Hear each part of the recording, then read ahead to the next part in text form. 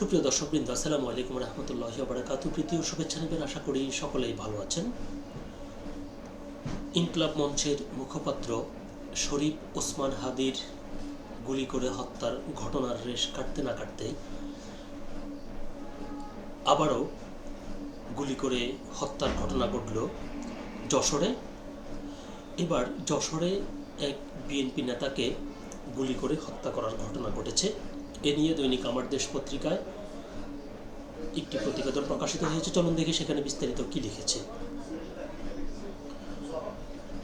যশোরে বিএনপি নেতাকে মাথায় গুলি করে হত্যা। খবরটির বিস্তারিত বলছে, যশোরে দুর্বৃত্তদের গুলিতে আলমগীর হোসেন 50 নামে বিএনপির এক স্থানীয় নেতা নিহত হয়েছেন। শনিবার রাত 7:30টার দিকে যশোর শহরের শঙ্করপুর এলাকায় নয়ন কমিশনারের অফিসের সামনে এই ঘটনা ঘটে। নিহত আলমগীর শঙ্করপুর এলাকার ইমতাজ চৌধুরীর ছেলে। তিনি যশোর পৌরসভার 7 নম্বর ওয়ার্ডের বিএনপির যুগ্ম সাধারণ সম্পাদক।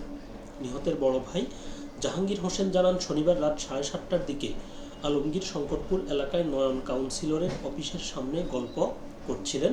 ওই সময় অজ্ঞাত দুর্বৃত্তরা আলমগীরের মাথার বাম পাশে গুলি করে পালিয়ে যায়। পরে স্থানীয় লোকজন তাকে ঘটনাস্থল থেকে উদ্ধার করে চিকিৎসার জন্য যশোর জেনারেল হাসপাতালে নিয়ে যান।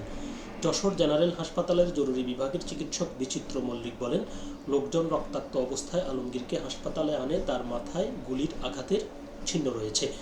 যশোর কোতোয়ালি থানার ইন্সপেক্টর মুমিনুল হক বলেন, আমরা শুনেছি শঙ্করপুর ইসহাক সড়কে স্থানীয় বিএনপির নেতাকে গুলি করা হয়েছে।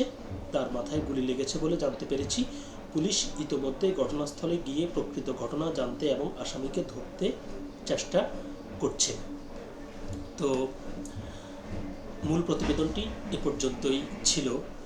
যে হাদি হত্যাকে কেন্দ্র করে ইনকিলাব মঞ্চের নেতারা গতকালকে ঘোষণা দিয়েছেন, যদি আগামী 30 কার্যদিবসের মধ্যে হাদি হত্যার আসামিদের বিচার কাজ সম্পন্ন না হয় তাহলে তারা সরকার পতনের আন্দোলন করবে।